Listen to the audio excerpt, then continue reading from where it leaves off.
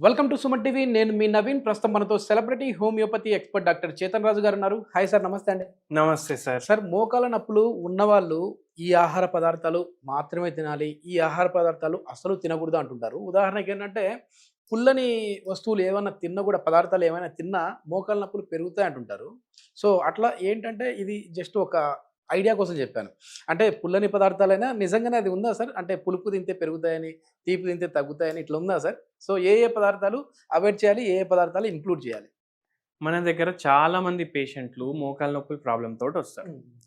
మన తెలుగు రాష్ట్రాల నుంచే కాదు, మొత్తం ఇండియా నుంచి వస్తారు. ఎందుకంటే ఒక్కొక్కసారి రోగాలు ఎట్లుంటాయంటే అవి ఆటోఇమ్యూన్ రోగాలు కూడా ఉంటాయి. ఆటోఇమ్యూన్ రోగాలు అంటే ఏంది? మన బాడీ పార్ట్స్ని మన బాడీ సంపుతుంది. అటువంటి ప్రాబ్లమ్స్ తోటి కూడా వస్తారు. ఆస్టియోఆర్థరైటిస్ తోటి వస్తారు. జాయింట్ రీప్లేస్మెంట్ చేసుకోవాలి, కానీ వాళ్ళకు బాడీ సహకరిస్తలేదు, వెయిట్ చాలా ఎక్కువ ఉంది, వాళ్ళకి భయం ఉంది, వాళ్ళు వస్తారు.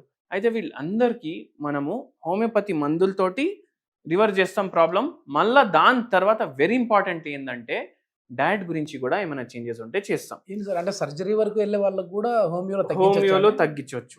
హోమియోలో తగ్గించవచ్చు. అన్నిటికన్నా ఇంపార్టెంట్ చూడండి, నమ్మకం అనేది ఉండాలి. నమ్మకం అన్నిటికన్నా ఇంపార్టెంట్. అండ్ మీ డాక్టర్ మీకు చెప్పినట్టు మీరు చేయాలి.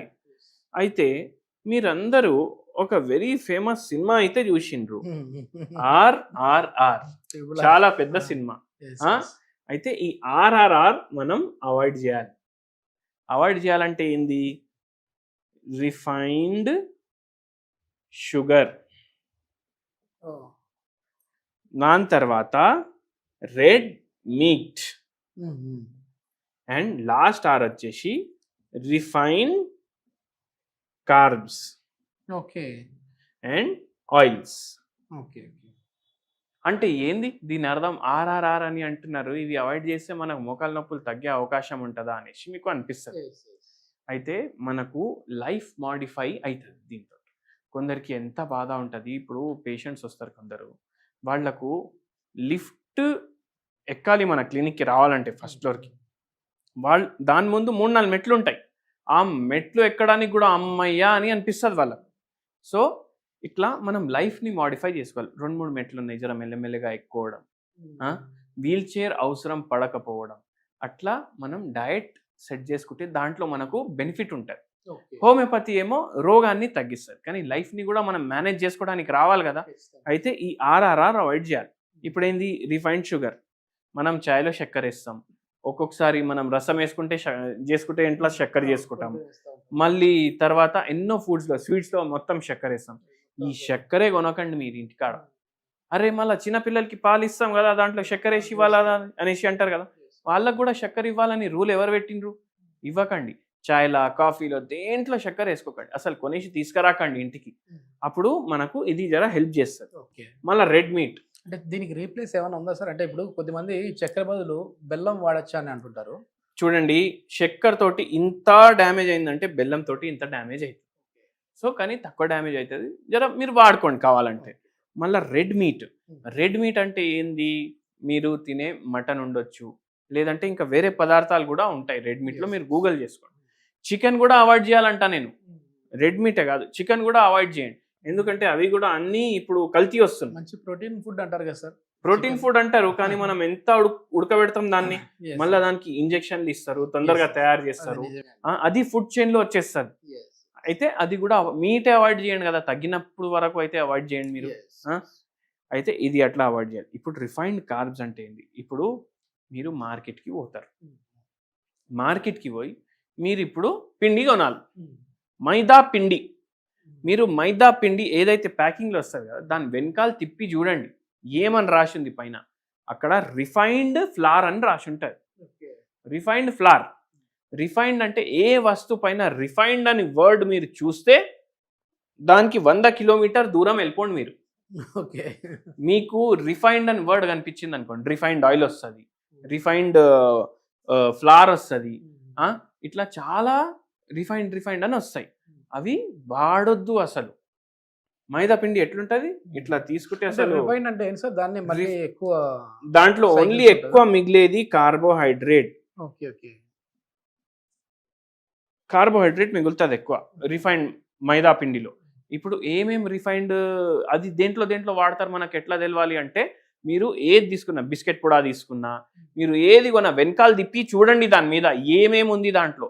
రిఫైన్డ్ ఫ్లార్ అన్న రాసి ఉంటుంది, లేకపోతే ఆల్ పర్పస్ ఫ్లార్ అని అయినా రాసి ఉంటుంది. సో అవి వస్తువులు అవాయిడ్ చేయాలి మొత్తానికి. మీరు డయట్ బిస్కెట్లు, డయాబెటిక్ ఫ్రెండ్లీ బిస్కెట్లు ఇవి కూడా కొంటున్నారంటే దానికి తిప్పి చూడండి దాంట్లో మైదా పిండి ఎంత ఉంది. అది ఉంటే మీరు కొనకండి అది.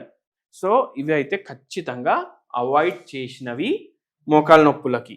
మన దగ్గర ఏ పేషెంట్ మోకాళ్ళ నొప్పులకు వచ్చినా మనం ఒకటి చెప్పేస్తాం ఫస్టే. మన దగ్గర ఏ పేషెంట్ మోకాళ్ళ నొప్పులతో వచ్చినా ఇవి అవాయిడ్ చేయమని చెప్తాము. అండ్ ఏం చెప్తాము, ఇవి అవాయిడ్ చేస్తే మనకు తగ్గుడు తొందరగా తగ్గుతుంది. ఇప్పుడు మొత్తం పేషెంట్లు వచ్చి అంటారు హోమియోపతిలో మొత్తం శాశ్వతంగా తగ్గుతుంది అని అంటారు కదా రోగం, మళ్ళీ మేము ఏది తిన్నా తగ్గుతుందా అంటే అట్లా తగ్గదు. కొందరికి తగ్గుతుంది కానీ ఇప్పుడు 1 yearలోనే తగ్గాలి. 1 yearలోనే తగ్గాలి. నేను అన్ని అడ్డం దొడ్డం తింటూనే ఉంటా అంటే ఒక 5-6 ఏళ్ళు కూడా పడుతుంది. దాని బదులు మీరు 1-1.5 year గట్టిగా నేను చెప్పేటట్టు వింటే మనకు తొందరగా తగ్గుతుంది. మళ్ళీ ఇవే కాదు, ఇప్పుడు మనం ఏం చూద్దామంటే ఏం తినాలి.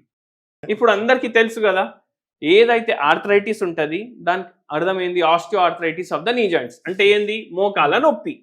అయితే ఈ నొప్పి తగ్గడానికి మనం ఐటిస్ అని మన రోగంలో వర్డ్ ఉంది అనుకోండి. ఐటిస్ అంటే ఇప్పుడు ఆర్థరైటిస్, ఈ ఐటిస్ అని ఉంది కదా, ఇట్లా సైనసైటిస్ కూడా ఉంటుంది. ఇక్కడ కూడా ఐటిస్ అని ఉంది, ఓటైటిస్, హెపటైటిస్ కరెక్ట్ సార్.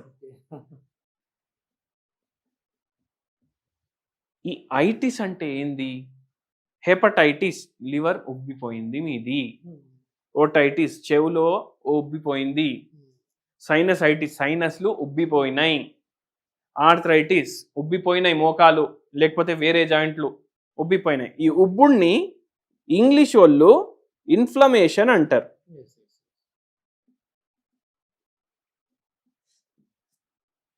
అర్థమైందా ఇప్పుడు మీకు? సో మనం ఎటువంటి డయట్ చేయాలి అంటే యాంటీ ఇన్ఫ్లమేషన్ డయట్. ఇప్పుడు నేను ఇంతకుముందు వస్తువులు చెప్పినా కదా, ఆర్ఆర్ఆర్, అవన్నీ ఏం కాజ్ చేస్తాయి మన బాడీలో, ఇన్ఫ్లమేషన్ కాజ్ చేస్తాయి. ఈ ఇన్ఫ్లమేషన్ని తీయాలి మనం. ఈ ఇన్ఫ్లమేషన్ని తీయాలి అంటే మనం కార్బోహైడ్రేట్లు అవాయిడ్ చేయాలని నేర్చుకున్నాం, రిఫైన్డ్ ప్రొడక్ట్స్ అవాయిడ్ చేయాలని నేర్చుకున్నాం, రెడ్ మీట్తో సహా వేరే మీట్ ప్రోడక్ట్స్ కూడా అవాయిడ్ చేయాలనేసి నేర్చుకున్నాం. మళ్ళీ ఏం తినాలి, గడ్డి తినమంటున్నారా డాక్టర్ గారు అనేసి అంటారు చాలా మంది.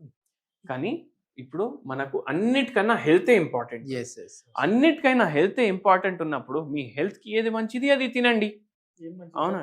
ఏం మంచిది అంటే ఇప్పుడు యాంటీ ఇన్ఫ్లమేటరీ ఫుడ్స్ డిస్కస్ చేద్దాం మనం. ఫస్ట్ మీరు బ్రేక్ఫాస్ట్ చూడండి. బ్రేక్ఫాస్ట్లో మీరు రాగులు, కొర్రలు, జొన్న, ఇప్పుడు దీంతో మీకు రొట్టె అవుతుంది, దీంతో మీకు ఇడ్లీ అవుతుంది, దీంతో మీకు దోశ అవుతుంది. ఈ కొర్రలతో కూడా ఇడ్లీ, ఉప్మా, దోశ. రాగులతోటి మీకు సంగటి అవుతుంది. రాగులు అటుకులు కూడా వస్తున్నాయి ఈ మధ్య, రాగులు అటుకులు కూడా ఒకరోజు పెట్టుకోండి.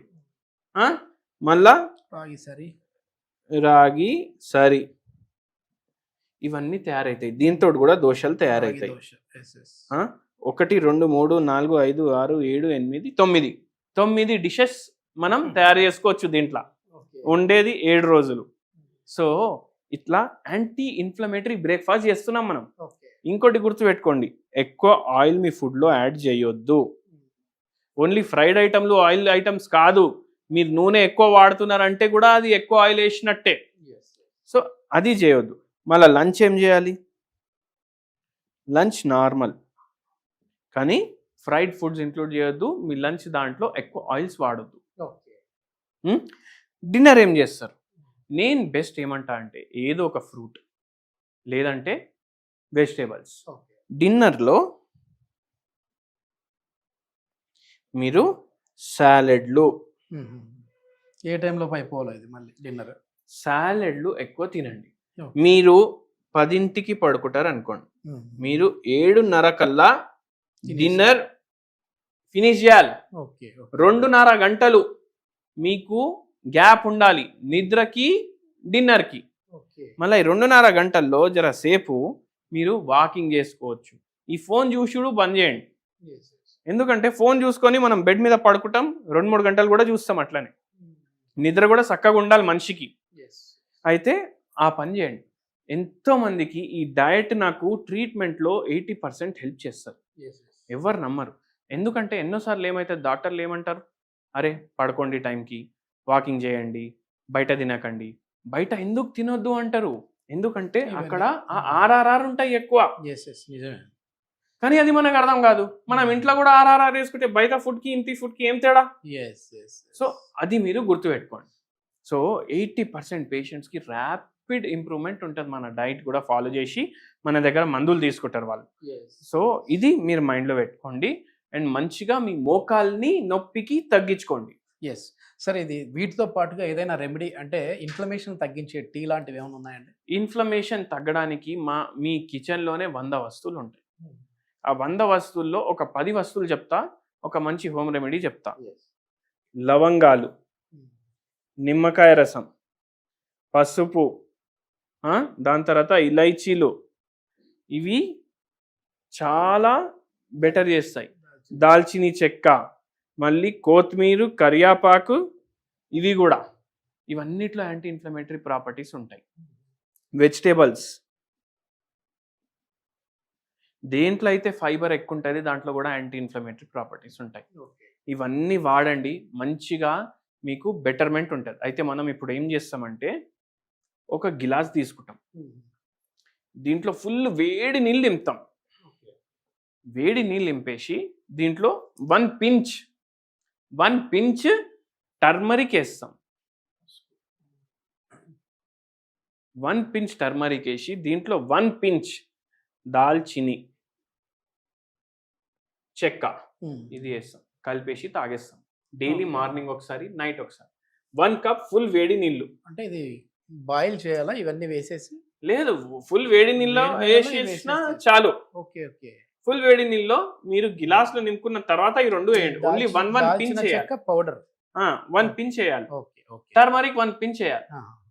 దీంతో మీకు మోకాల నొప్పులు జర డిఫరెన్స్ ఉంటుంది. ఓకే ఓకే సార్, ఇప్పుడు ఇంట్రొడక్షన్ లో అడిగినట్లుగా ఏదైనా పులుపు వస్తువులు ఎక్కువ తింటే, అంటే లెమన్ తిన్నా, చింతపండు తిన్నా మోకాల నొప్పులు పెరుగుతాయండి? చూడండి, కొన్ని వస్తువులు ఇప్పుడు హోమియోపతి ఏం నమ్ముతుంది నేను చెప్తాను. నేను వేరే దాని గురించి చెప్తాను. ఇప్పుడు ఒక పేషెంట్ వచ్చింది. ఇప్పుడు జనరల్ గా చాలా మందికి పులుపు ఆలుగడ్డలు తింటే ఎక్కువ అవుతాయి. ఆలుగడ్డలు తిన్నప్పుడు ఎక్కువ అయింది అంటే కొందరికి ఆలుగడ్డ తింటే తక్కువ అనిపిస్తుంది. అయితే మనం వాళ్ళకి ఏం చెప్పము. కొందరికి స్వీట్ తింటే తగ్గుతాయి, కానీ అయినా 100% యాంటీ ఇన్ఫ్లమేటరీ ఉంది కాబట్టి వాళ్ళకు కూడా అవాయిడ్ చేయమని చెప్తాం. అయితే అది హోమియోపతి సిద్ధాంతం. మనకు ఏది పేషెంట్కి ఇష్టం. ఇప్పుడు స్లీప్ సైకిల్ ఉంటుంది. చాలా మంది ఏమంటారు, 6:30కి లేవండి, 8:30కి పడుకోండి. కానీ కొందరిది బయాలజికల్ ఎలా ఉంటుందంటే వంశపరంగా, అంటే జెనెటిక్గా వాడికి 10:30 తర్వాతనే నిద్ర వస్తుంది. వాడికి మనం 7:30కి పడుకోమంటే వాడు ఎట్లా పడుకుంటాడు? సో అట్లా అన్నీ చూస్తాం హోమియోపతిలో. ఇది మొత్తానికి ఏంటంటే కేవలం మందులు ఒకటే కాదు, మనం తీసుకునే డైట్ అనేది కూడా మన మోకాల నొప్పిని కావచ్చు, ఇతర బాడీలో ఉన్న బోన్కి సంబంధించిన కావచ్చు, ఈ నొప్పుల్ని తగ్గించే విధంగా ఉంటుంది. సో సర్జరీ వరకు వెళ్ళాల్సిన మోకాల నొప్పులు ఉన్న వాళ్ళు కూడా హోమియోపతి మందులు వాడి వాళ్ళ పెయిన్స్ని అయితే తగ్గించుకున్నారని చెప్పి డాక్టర్ చేతన్ రాజు గారు చెప్తా ఉన్నారు. సో ఇట్లాంటి ప్రాబ్లమ్స్తో మీరు ఏమైనా సఫర్ అవుతూ ఉంటే దీనికి సంబంధించి ఇంకా పూర్తి వివరాల కోసము డాక్టర్ గారి కాంటాక్ట్ నెంబర్ ప్రొవైడ్ చేస్తా ఉన్నాం, మీరు నేరుగా సార్తో మాట్లాడచ్చు. Thank you sir.